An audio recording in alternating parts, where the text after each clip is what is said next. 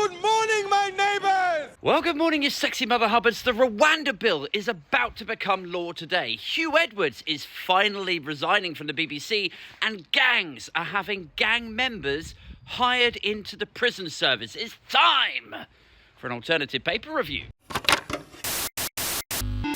First up to The Guardian this morning, though. Met Police Chief praises conduct of officer in anti-Semitism row. So this is a story that's been bubbling up on the sidelines, as it were. Over the weekend, there was a Peace in Gaza protest in London, and somebody was caught on video, a very obviously Jewish gentleman, trying to get by or trying to get through, and a police officer stops him and says, yeah, you can't, you're openly Jewish, you can't go through here, right? So obviously this evokes connotations of restrictions of movement and the authorities coming down on Jewish people. Like you? Oh no, you're a Jew. You can't freely come and go as you please, that sort of vibe, right?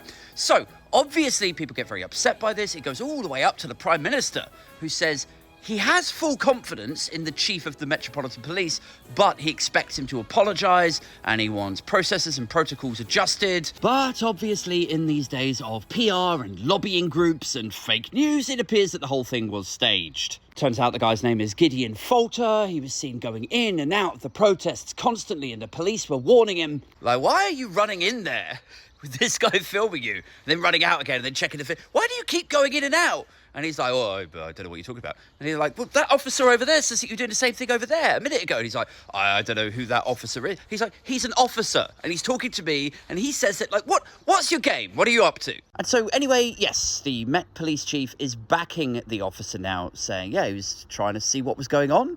He was making sure that this guy wasn't there deliberately to provoke some sort of disturbance. And ultimately to keep him safe, right? I mean, this is the paradoxical thing, right? If you read the right-wing rags about these Peace in Gaza marches, right? They call them hate marches. They make it sound like they're extremist, they're dangerous, right? Now, if you truly believe that, wouldn't you also believe that the police officer has a right to stop this guy going in there? He's protecting him from danger, surely. But no, the Mails and the Expresses, the Suellas and the Genrics of this world appear to be caught in that awkward sandwich point between the protests are dangerous, violent, hotbeds of terrorism, and also, why won't you let these Jewish people walk straight into them?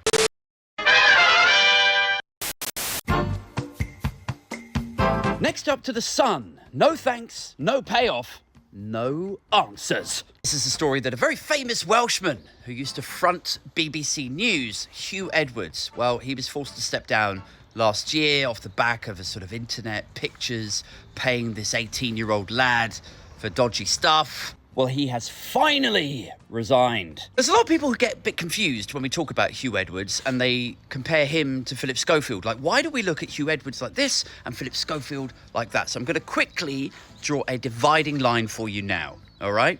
Here we go. So Philip Schofield was the patron of a children's theatre school, okay?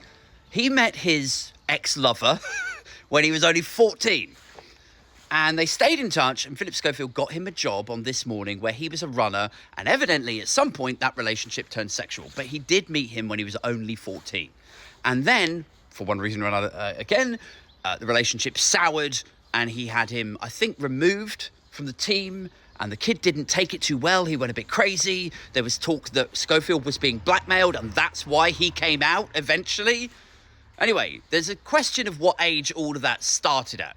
Huw Edwards, conversely, went on a website and, however you feel about 57-year-old men or however old he was at the time, going on websites and paying 18-year-olds or 19-year-olds for dodgy pictures, right?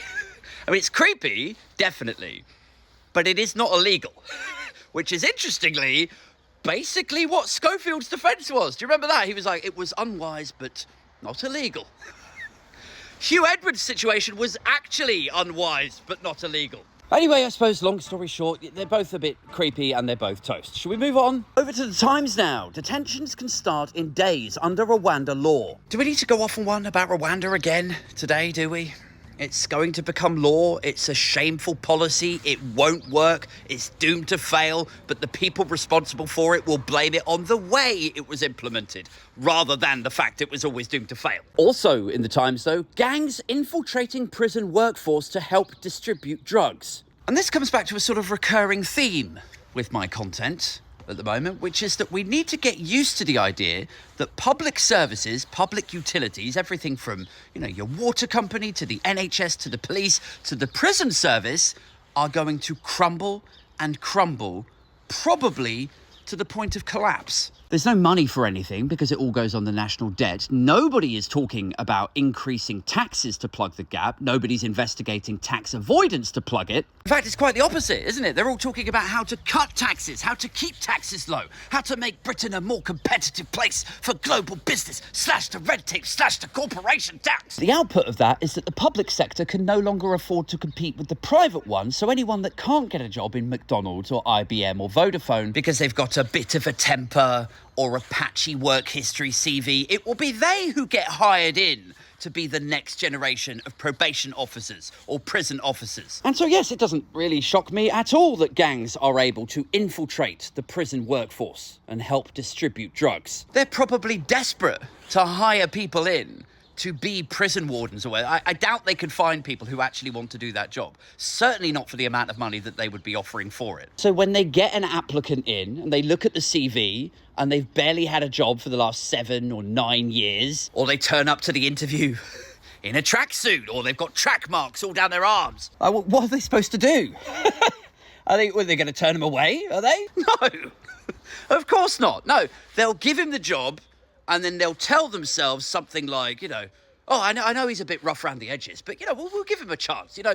Maybe this is the point. He turns his life all around. Now, a lot of you watching the paper reviews might be thinking, okay, great, Aid, great, but there's lots of ranting here. There's lots of pointing out problems. Very infrequently do you ever point out any solutions. Okay. And I actually think, right, so this is how we fix this.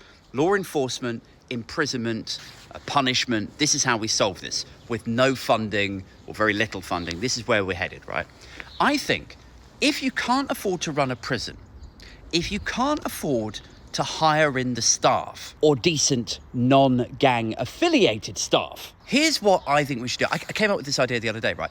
What we should do is we should go to a third world country, right?